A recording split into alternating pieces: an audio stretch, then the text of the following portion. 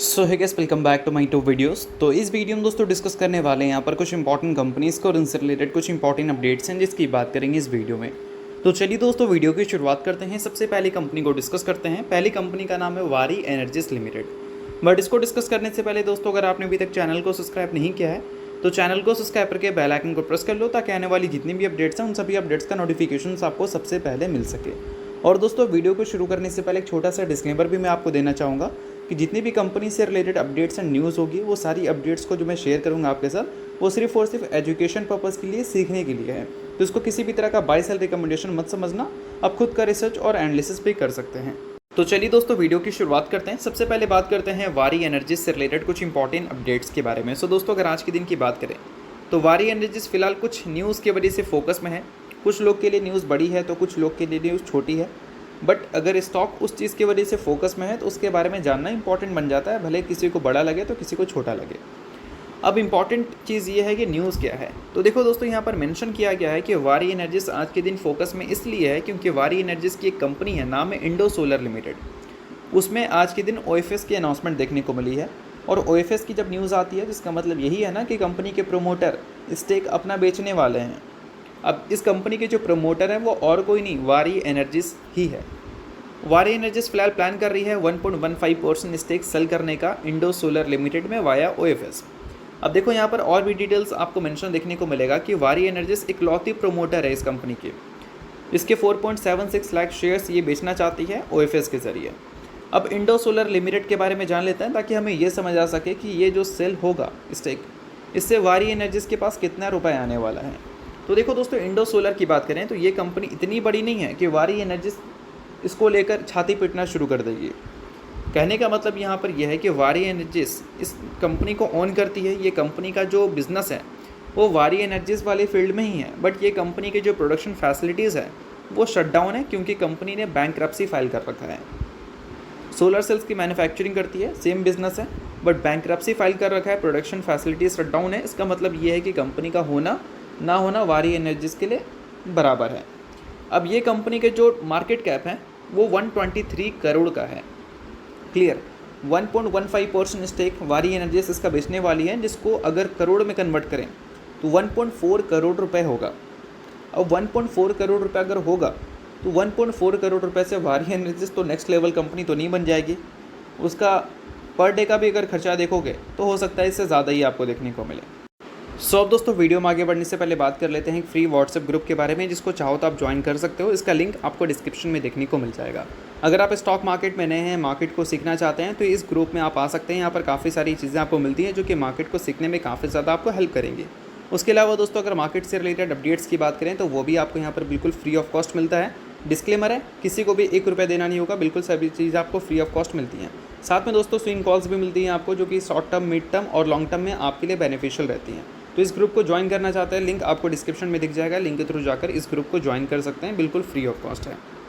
तो इससे क्लियर है कि वारी एनर्जीज ये जो अपडेट हमें दी है ओएफएस का इंडो सोलर लिमिटेड में, ये अपडेट की वजह से फोकस में ज़रूर है, बट ये अपडेट वारी एनर्जीज के लिए कोई बहुत बड़ी अपडेट हम कंसिडर नहीं कर सकते। अब इंडो सोलर की बात कर लेते हैं। देखो मैं फिर से बता देना चाहूँगा कि Indo solar limited bankruptcy file कर रखी है, यानी कि कंपनी की प्रोडक्शन फैसिलिटीज़ ज़ीरो है। इसका मतलब यहाँ पर यह है कि आपको यहाँ पर कंपनी में इंटरेस्ट नहीं दिखानी है ऐसी कंपनीज़ में जो कंपनी ने बैंकरप्सी फाइल कर रखा है। बाकी आपकी मर्ज़ी है, आप खुद का रिसर्च और एनालिसिस कर सकते हैं। ये सारी चीज़ें मैं आपको सिखा रहा हूँ। अगर दोस्तों इस कंपनी के P&L की बात करें तो इस कंपनी ने 2025 में 324 करोड़ का रेवेन्यू रिपोर्ट किया था और 55 करोड़ का प्रॉफिट रिपोर्ट किया था। और पूरे साल की बात करें तो कंपनी का जो प्रॉफिट है पिछले साल के मुकाबले 453% से ग्रो करता हुआ नजर आया था। बट जब हम बात करें कंपनी के बैलेंस शीट के बारे में तो रिजर्व्स कंपनी के नेगेटिव हैं, डेट कंपनी के ऊपर है 50 करोड़ का डेट है, बट रिजर्व नेगेटिव है, इस वजह से ये डेट बहुत बड़ा बन जाता है। उसके अलावा दोस्तों कंपनी के कैश इक्विवेलेंट्स की बात करें जो कि कंपनी के डेट से भी काफ़ी ज़्यादा कम है। अगर हम बात करें कंपनी के ऑपरेटिंग एक्टिविटीज़ के बारे में कि कंपनी ने पैसा कैसे जनरेट किया, तो बोल सकते हैं कि कंपनी ने प्रॉफिट फ्रॉम ऑपरेशन से रिपोर्ट की है 97 करोड़ का, और वहीं से कंपनी को 85 करोड़ रुपए आया है। इस वजह से कंपनी ने पूरे साल में प्रॉफिट्स दिखाई हैं हमें बट अल्टीमेटली ऐसी रिस्की कंपनी में कितने भी प्रॉफिट्स आपको देखने को मिल जाए एक साल, तो काफ़ी रेयर चांसेस होता है कि अगले साल कंपनी प्रॉफिट मेंटेन करती हुई नज़र आए।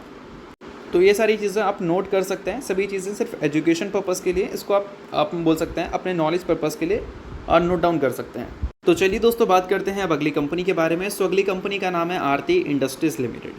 अब दोस्तों आरती इंडस्ट्रीज़ की बात करें तो एक लंबे टाइम फ्रेम में ये कंपनी ने अपने इन्वेस्टर्स की आरती ही उतारी है। पिछले 5 साल का स्टॉक प्राइस सीएजीआर अगर देखोगे तो 3% है, 3 साल का -9% है और 1 साल का 23% नेगेटिव है। अब ऐसे ख़राब परफॉर्मेंस का रीज़न तो होना ही चाहिए, क्योंकि कोई कंपनी अच्छा परफॉर्म करती है तो उसके रीज़न भी होते हैं, तो ख़राब परफॉर्म करेगी तो उसके रीज़न भी होंगे। अब इस कंपनी का सबसे बड़ा अगर रीज़न देखोगे ऐसे परफॉर्मेंस का तो वो है कंपनी के प्रॉफिट्स। पिछले 5 साल में प्रॉफिट्स ग्रो ही नहीं किए हैं, पिछले 5 साल से प्रॉफिट्स ग्रोथ नेगेटिव रही है। 3 साल में भी अगर देखोगे तो नेगेटिव रही है और 1 साल का भी अगर देखोगे तो नेगेटिव रही है। और इसी वजह से इसकी परफॉर्मेंस आपको पहले की तरह अब हमें देखने को नहीं मिलती है। कंपनी ने एक टाइम पे 1186 करोड़ का प्रॉफिट रिपोर्ट किया था पूरे साल में, और अभी 2025 के फाइनेंशियल ईयर में कंपनी का प्रॉफिट देखने को मिला है 331 करोड़। और एवरी फाइनेंशियल ईयर कंपनी के जो प्रॉफिट्स हैं वो हमें डिक्रीजिंग ऑर्डर फॉलो करते हुए देखने को मिल रहे हैं, और ये किसी भी इन्वेस्टर्स को रास नहीं आता है, इस वजह से आपको ऐसी परफॉर्मेंस दिख रही है। बट इन सारी चीज़ों के बाद आरती इंडस्ट्रीज़ के मैनेजमेंट की तरफ से कुछ इंपॉर्टेंट स्टेटमेंट्स देखने को मिला है, जिसको मैं आपको बताना चाहूँगा अगर आप आरती इंडस्ट्रीज़ के शेयर होल्डर हैं तो। बट सबसे पहले आप एक चीज़ देख लो कि 2025 के फाइनेंशियल ईयर की बात करें तो ये कंपनी का टॉप लाइन रेवेन्यू था, कंपनी का प्रॉफिट 331 करोड़ था, और इबिट्टा की अगर हम बात करें तो वो हमें 1000 करोड़ तक देखने को मिले थे। अब बात करते हैं कंपनी के मैनेजमेंट के कमेंट्री के बारे में। सो देखो दोस्तों, मैंने कंपनी का फ्यूचर आउटलुक ओपन कर रखा है। यहाँ पर कंपनी के मैनेजमेंट की तरफ से कुछ इंपॉर्टेंट स्टेटमेंट्स मेंशन किया गया है। मेंशन है दोस्तों कि कंपनी का मैनेजमेंट एक्सपेक्ट करके चल रहा है कि उनके जो इबिट्टा हैं 2028 के फाइनेंशियल ईयर तक 1800 से लेकर 2200 करोड़ तक हमें देखने को मिल सकते हैं। 2025 की बात करें तो कंपनी के इबिट्टा 1000 करोड़ के थे, यानी कि अगले 3 सालों में इबिट्टा में मिनिमम ग्रोथ हमें 80% से देखने को मिल सकती है, और मैक्सिमम ग्रोथ हमें 120% से देखने को मिल सकती है। अब देखा जाए तो इबिट्टा अगले 3 सालों में अगर मान लो 100% तक भी ग्रो करता है, यानी कि इबिट्टा अगर डबल होगा तो उम्मीद कर सकते हैं प्रॉफिट में भी हमें डबल वाली परफॉर्मेंस देखने को मिल जाए। तो अगर ये सारी चीज़ें ये कंपनी बोलने के बाद एग्जीक्यूट भी कर देती है, तब आरती इंडस्ट्रीज़ के लिए काफ़ी अच्छी बात रहेगी, क्योंकि एक लंबे टाइम फ्रेम से कंपनी का बिजनेस ऑफ चल रहा है, जिसको कंपनी बोल सकते हैं रिकवरी मोड में लाती हुई नज़र आ सकती है। बट हाँ, जो भी बिगिनर है उनके लिए एक सीखने के लिए कुछ इंपॉर्टेंट चीज़ें मैं छोड़ देता हूँ। देखो, जो मैनेजमेंट की कमेंट्री होती है किसी भी कंपनी का, जब आप देखोगे तो मैक्सिमम कंपनी के कमेंट्री आपको अच्छे ही सुनने को मिलेंगे। तो क्या सभी कंपनी में हम इन्फ्लुएंस हो जाएं कमेंट्री को देखकर? तो ऐसा नहीं है। हर कंपनी के मैनेजमेंट जो कमेंट्री करते हैं, ज़रूरी नहीं है कि वो कमेंट्री के हिसाब से ही हमें नंबर देखने को मिल जाए। तो इसके लिए आपको मैनेजमेंट की एनालिसिस करनी आनी चाहिए।